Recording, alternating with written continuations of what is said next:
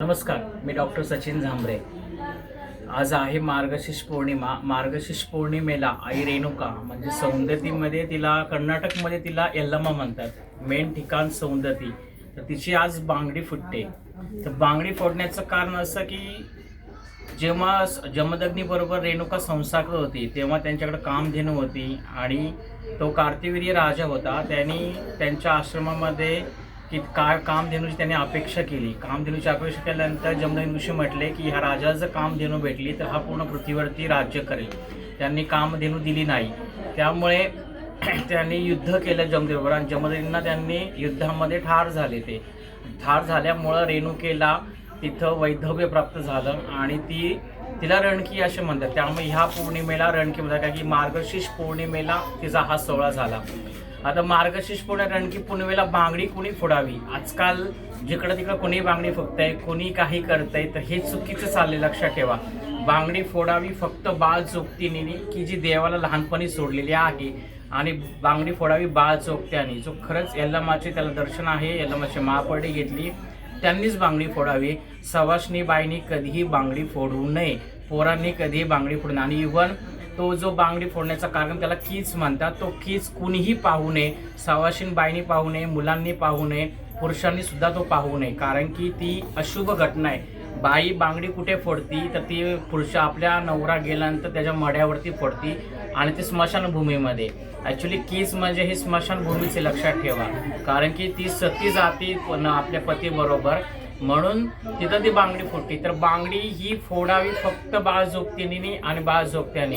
सवाष्णी बाईने कधीही बांगडी फोडू नये, तिने कधीही जोडवं काढू नये, कधी मंगळसूत्र काढू नये, कारण की जेव्हा स्त्री मंगळसूत्र घालते तर परमेश्वर सुद्धा तिच्या मंगळसूत्रामध्ये हात घालण्याचा अधिकार नसतो. आपल्या पतिव्रता आपल्या पृथ्वीवरती बऱ्याच होऊन गेल्या की त्यांनी यमापासून नवऱ्याचा प्राण आणला. का? तर ती पतिव्रता होती म्हणून. लक्षात ठेवा, हे जे बाकीच्या गोष्टी चालल्या ह्या चुकीच्या चाललेल्या आहेत.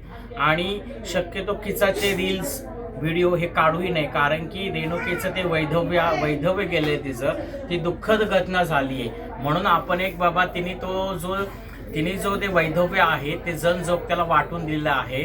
तिने 3 प्रहरासाठी रेणुका जी यल्लम्मा आपण म्हणतो ती 3 प्रहरासाठी विधवा झाली होती, पण तिने आपल्या जनजोगत्यांना ते वैधव्य वाटून दिलं. 1 महिन्यासाठी ते वैधव्य असतं आणि त्या विधवा असतात. तर लक्षात ठेवा, रील्ससाठी किंवा यूट्यूबसाठी, इन्स्टासाठी कधीही ते शूट करू नका, कारण की जेव्हा जोगती बांगडी फोडतो ती अशुभ घटना असते, ती कुणीही पाहू नये. त्याचा परिणाम तुमच्या आयुष्यावरती होत असतो. आता रील्ससाठी तुम्ही बघितले बऱ्याच ठिकाणी जोगती बांगडी फोडताना दाखवतात, होम दाखवतात, तर तो ॲक्च्युली जो कीच असतो, जो होम असतो, ती बांगडी असते, ती बांगडी कुणीही पाहू नये, हे असं शास्त्र आहे. लक्षात ठेवा. अशा प्रकारे रेणुकाचा मार्गशीर्ष पौर्णिमेला हा विधवा किंवा जे रणकी पण होतो त्याचा हा सोहळा असतो. ह्याच्यानंतर आता महिनाभर तो सोहळा सांगितला आहे. तर ज्यांना जग आहे, ज्यांना घागर आहे, जे संसारी आहेत, त्यांनी देवीची बांगडी फोडतात आणि देवीचा मुखवटा जो आहे त्याचं कुंकू पुसतात. आणि आपण संसारी माणसं आहे म्हणून आपण फक्त 3 दिवस पाळतो. बऱ्याच ठिकाणी महिनाभर देवीची पूजा करत नाही. 3 दिवस आपण ती रेणुका, ती यल्लम्मा असतो, जग असतो, घागर असतो, का यल्लम्माचा मुखवटा असेल तर तो आपण झाकून ठेवतो पांढऱ्या कपड्याने. 3ऱ्या दिवशी शास्त्राने मातंगीचा जो सांभारकुंड असतो तो सांभारकुंड पूजा करायला लागते. सांभारकुंड पूजा करून तिथं मातंगी असते. मातंगी म्हणजे मांगाची बाई असते. ती मातंगी त्या रेणुकेला कुंकू लावते. आपण भंडारा लावून जातो देवीला आणि ती ज्याच्या गळ्यात दर्शन असेल त्याला ती कुंकू लावते. तिथून पुढं कुंकू लावण्याचा अधिकार जो यल्लम्माची जोगती असेल किंवा ज्यांनी यल्लम्माचं दर्शन बांधलं असेल त्यांना तो अधिकार येतो. 3 दिवस आपण हे सुतक पाळतो, कारण की संसारी माणसाला महिनाभर सुतक पाळणं शक्य नसतं. आपल्या देवीची बांगडी फुटली म्हणून आपण ती बाबा आपल्या आईला ही दुःखद घटना झाली म्हणून जनजोगती किंवा ज्याला दर्शन आहे, ज्याला माळपरडी आहे, ते 3 दिवस सुतक पाळतात. अशा प्रकारे हा रेणुकाचा सोहळा असता. अशा प्रकारे ही बांगडी असते. सवाष्णीबाईने कधीही घरामध्ये, कारण की बरेच जणांचे फोन आले मला, बरेच जणांच्या कमेंट्स आल्या की बाबा आम्हाला रेणुका आहे, आम्ही घरामध्ये कधीही बांगडी फोडत नाही, कारण की अशुभ घटना आहे. लक्षात ठेवा, बांगडी ही स्त्री ही नवरा गेल्यानंतर ती तिच्या मढ्यावरती जे स्मशान शव असतं त्याच्यावरती बांगडी फोडते, तिथं ती मंगळसूत्र तोडते. त्यामुळे ही घटना घराच्या बाहेर जाते, घराच्या घरामध्ये चालत नाही. त्यामुळे सवाष्णी बाईंनी, पुरुषांनी किंवा जी मुलं असतील त्यांनी कधीही बांगडी फोडू नये. जी बाळजोगती नसेल, जी बाळजोगती असेल तिनेच बांगडी फोडावी, बाकी कुणी बांगडी फोडू नका.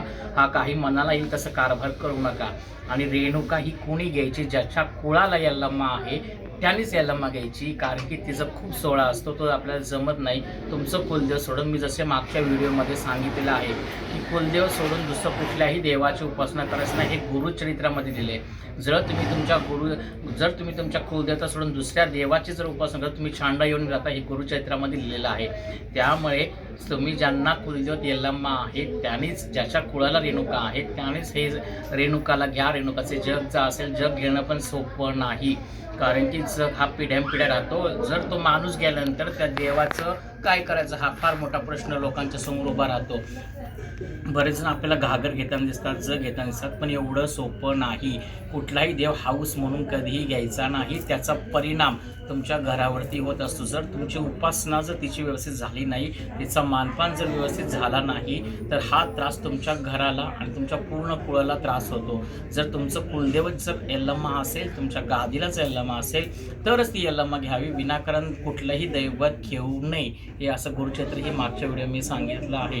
त्यामुळे जर कुळाला असेल तर तिची महापैडी घ्या, तिचं दर्शन बांधा आणि तिचं तुम्ही जग घेऊ शकता. जर तुम्हाला जर पुढं सगळं होत असेल तर विनाकारण कुठलाही देव घेऊ नका, हाऊस म्हणून कुठलाही देव घेऊ नका. पहिल्यांदा हाऊस म्हणून मजा वाटते, एक 5 वर्ष 10 वर्ष माणूस हाऊसने करतो, 10 वर्षानंतर त्या देवाचा कंटाळा येतो. देवाचा कंटाळा येईल असं कुठलंही तुम्ही गैरवर्तन करू नका. देव एकदम सोपा असावा, थोडक्यात असावा, जास्त फापड पसरा देव घरामध्ये करू नका. धन्यवाद.